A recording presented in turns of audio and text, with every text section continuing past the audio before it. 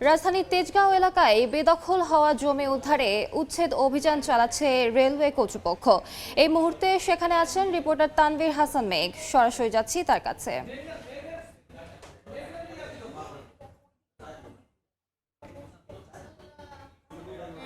তেজগাঁতে অবৈধভাবে রেলের জমিতে গড়ে ওঠার যে বাসাবাড়ি সেগুলো কিন্তু রেলওয়ে কর্তৃপক্ষ কিন্তু উচ্ছেদ অভিযান সকাল থেকে কিন্তু চলমান রেখেছে এবং সেই সঙ্গে আমরা এই মুহূর্তে দেখতে পাচ্ছি আমরা যে পিছনের যে অংশটি সেই পিছনের অংশে কিন্তু আমরা দেখতে পাচ্ছি যে এক্সকাভেটর দিয়ে কিন্তু সড়কের আশপাশে যে সকল দোকান রয়েছে অর্থাৎ দোকানের পাশাপাশি ভ্যান রয়েছে সেগুলোও কিন্তু এই এক্সকাভেটর দিয়ে গুড়িয়ে দেওয়া হচ্ছে এবং সকাল 11টা থেকে মূলত 11টা কিছুক্ষণ পর মূলত এই অভিযান শুরু হয় এবং সেই সঙ্গে কিন্তু রেলওয়ের বিভাগীয় ভূ সম্পত্তি কর্মকর্তা ও নির্বাহী ম্যাজিস্ট্রেট মোহাম্মদ নাসিরউদ্দিন মাহমুদের নেতৃত্বে 11টা কিছুক্ষণ পর শুরু হয় এবং সেই সঙ্গে যুক্ত হয় অভিযানে রেলওয়ে নিরাপত্তা বাহিনী আরএনবি এবং রেলওয়ে জেনারেল পুলিশের জিআরপি সহায়তায় অভিযানের কার্যক্রম শুরু হয়। প্রথম ধাপেই কিন্তু মূলত একটি তেজগাঁর 7 রাস্তার সড়কের যে রেলগেটটি রয়েছে সেই রেলগেটের পাশে একটি হোটেল কিন্তু উচ্ছেদ করা হয়। তার পরপরই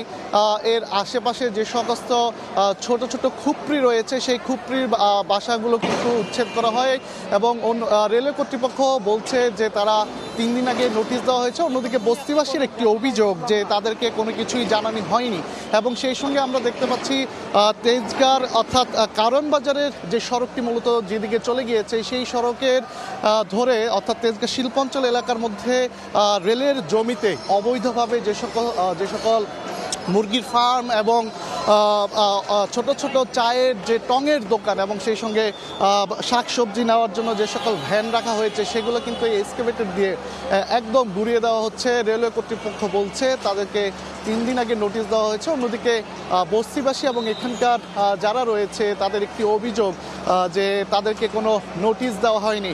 এক্ষেত্রে তারা বলছে যে তাদের প্রায় বছর খানিক ধরে তিলে তিলে গড়ে ওঠার যে বাসাগুলো রয়েছে এতে করে তারা ক্ষতির সম্মুখীন হচ্ছে। তারা বলছে যে যদি 3 দিন আগে থেকে তাদের নোটিশ দেওয়া হতো এই ক্ষেত্রে তাদের জন্য অনেকটাই ভালো হতো। তো এই ছিল আমার কাছে রাজধানীর এই তেজগাঁ শিল্পাঞ্চল এলাকা থেকে সবশেষ খবর।